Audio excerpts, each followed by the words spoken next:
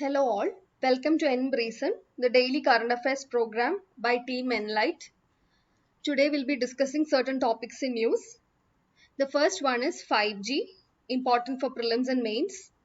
So we'll discuss the basics of 5G, applications of 5G and challenges in implementation of 5G. The second topic for today is GSLV F10 launch failure, important for prelims and mains. In yesterday's NBreason we had covered the launch of Earth Observation Satellite 3 with the help of GSLV F10, and we have seen that this mission was a failure. So today we will see what are the reasons for its failure and also have a basic note about the cryogenic stage of GSLV. The third topic for today is Socio-Economic Caste Census of 2011, important for prelims and mains.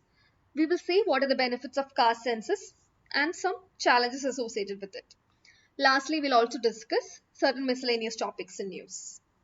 So let's move to the first one. The first one is about 5G technology.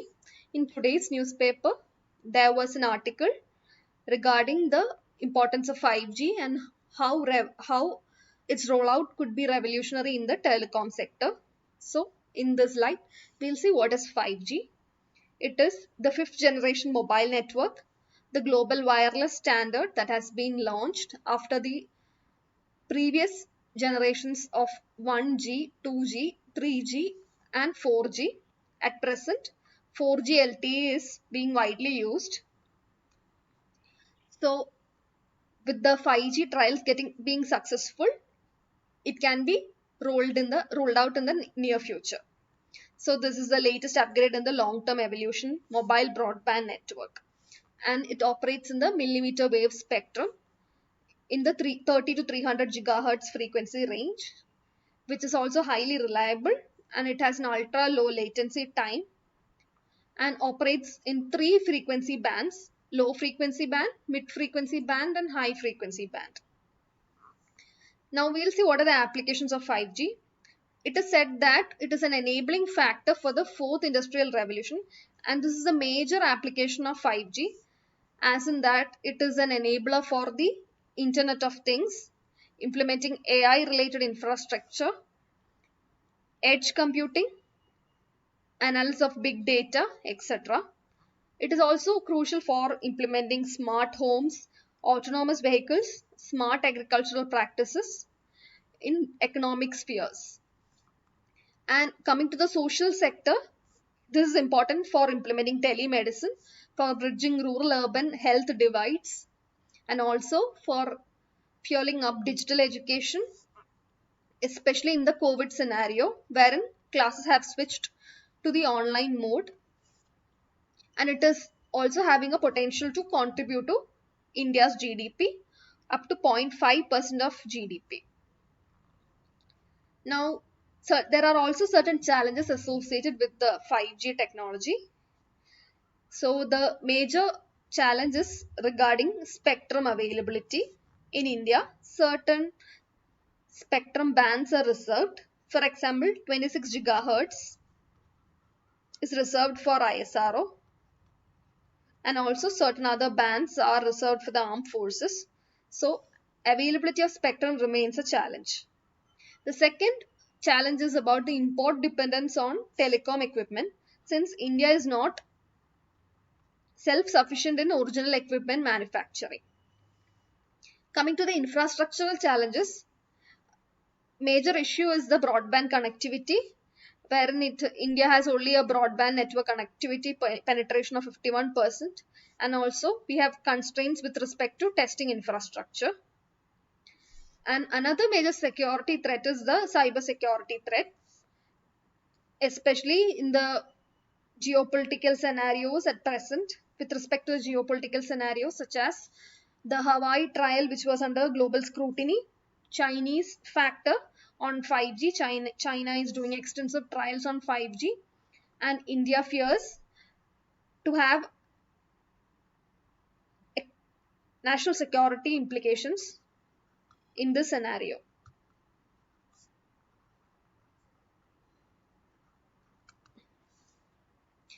Also for mains, Government measures for supporting 5G should be prepared, such as the National Digital Communication Policy, which has an aim of connect, propel, and secure India, which are the pillars of this policy.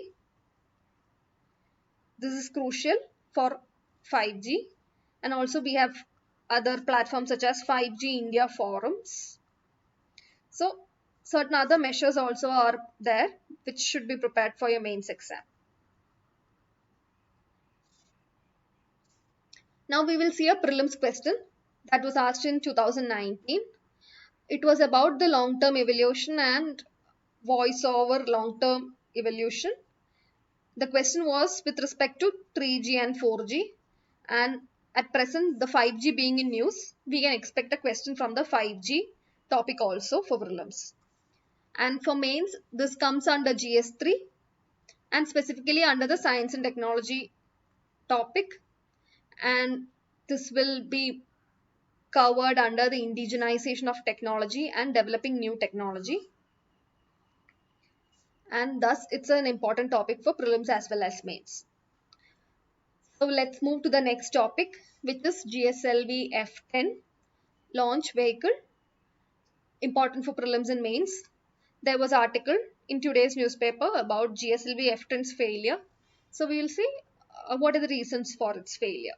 So details about this Earth observation satellite was covered in yesterday's NBRISN, the link for which has been given here. So let's see why the mission failed. According to the explanation by the ISRO, the first and second stages of the GSLV mission was normal. However, the cryogenic upper stage ignition did not happen to certain technical glitches, and as a result, the mission couldn't be accomplished as intended. So this was a reason for the failure of the mission. Now let's see what is a cryogenic stage. A cryogenic stage is the last stage of space launch vehicles, which makes use of materials at extremely low temperatures to lift and place the heavier objects in space. And the cryogenic engine makes use of liquid oxygen and liquid hydrogen as propellants. And these are stored in their respective tanks, from where they are pumped into turbo pumps with the help of booster pumps, so that a high flow rate of propellants are maintained, and this is how the cryogenic stage works. So this could be asked for prelims. Now let's see a previous year question asked in prelims 2018. There was a question clubbing certain topics such as the launch vehicles of ISRO, such as PSLV, GSLV, and also about certain basics associated with satellite orbits. So for prelims, India's launch vehicles such as PSLV, GSLV and their important missions should be revised, and also basics about satellite orbits such as geostationary orbit, geosynchronous orbit and low Earth orbit should be prepared. Now for mains, this also comes under GS3 under the science and technology topic, and specifically comes under awareness about the space sector. So this is all about this topic. Let's move to the next one, which is socio-economic caste census of 2011. In today's newspaper, there was an article about caste census.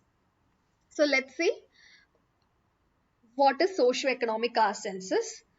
This census was first conducted in India in 1931 in the pre-independent era, and post-independent era, socio-economic caste census 2011 was comprehensively conducted by the government for rural and urban India under the administrative control of Ministry of Home Affairs. And for rural sector, it was specifically under the Department of Rural Development, and urban census was carried out by the Ministry of Housing and Urban Affairs. And coming to major features of the socio-economic caste census, it was the first paperless census in India, and details on socio-economic indicators were collected, such as the sources of income of households, status of their housing such as Pakka or Kacha house. All these details were collected under the census. And it was found out that 51% of total rural households are dependent on manual casual labor, followed by 30% of the population dependent on cultivation as a source of income. And also, according to the socio-economic caste census, total number of SC/ST households in the country stands at 3.87 crores based on the deprivation data. Until date, only the economic data has been released. The caste data has not been released by the government. Let's see what are the benefits of caste census. The major benefits of conducting a caste census are that it provides us authentic data about the social structure and the share of each caste group in the population. So we can comprehensively identify the share of each caste group, and also we will have accurate data about caste that can be used for augmenting reservation policies in education and employment sector. And the caste data can be used for identifying relative deprivation of the caste groups, and also which all castes have shown improvement in their present status. And also, caste data is crucial for targeted beneficiary identification for welfare schemes such as PDS. Now, certain challenges are also associated with conducting a caste census. The major challenge is that it reinforces differences between groups. So this could result in identity politics, wherein differences between each caste group will be heightened with the release of caste data. And also, another challenge is that there will be demand for more caste-based benefits, such as the recent demands that has been made by Jats, Marathas for reservation. And it is also said that caste-based census is against the current vision of a casteless society, since the importance of caste is being given emphasis under the census. Another challenge is about the misuse of data and could create a threat to social fabric through caste-based riots, which could happen. And also, another challenge is about the credibility of this caste data, since people will not be having adequate proofs to prove their caste identity, and as a result, this will become a cumbersome procedure for the government. So these are the challenges associated with conducting a caste census. And coming to syllabus linkage, this is a topic under GS2 paper, and could be asked under certain welfare schemes and mechanisms taken by the government for vulnerable sections of the population. So this is about this topic. Let's see the last few topics in news. There was an editorial in today's Hindu about parliamentary effectiveness. So we'll see what are certain issues associated with India's parliamentary effectiveness. Major issues are that a number of bills have been passed without proper scrutiny, such as the National Capital Territory Amendment Bill of 2021, the EWS Reservation Bill, which was passed within a gap of few days in 2019. Another issue is regarding the undermining of the role of parliamentary committees. Only less than 25% of the bills that are presented in the parliament are referred to committees. So this remains a challenge. Another issue is about the absenteeism of legislators. There is frequent absence of MPs from parliamentary sittings.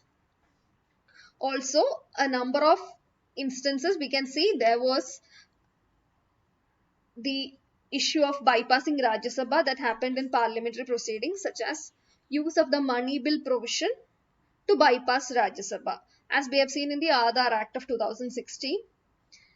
And another major issue is about the reduction in number of working days. It is said that in 1950s, almost 120 working days was conducted in India's parliamentary system, and at present only 70 days the parliament is said to function on an average. So to tackle these, there can be other measures such as legislative research mechanisms like LAMP that will aid in better policy making, and also we can increase a minimum number of working days. Fixing the minimum number of days will help in better parliamentary effectiveness. For more details on parliamentary effectiveness, Another recent video in which this topic has been discussed has been provided here, the link for which has been provided. So you can go through this and see in detail about parliamentary disruption. Also, there was an article about e-Rupai launched by the government, which is a digital pay option, and this has also been covered in a previous recent video, and we have provided the link here so you can check these details. So this is all about today's current affairs analysis. Thank you.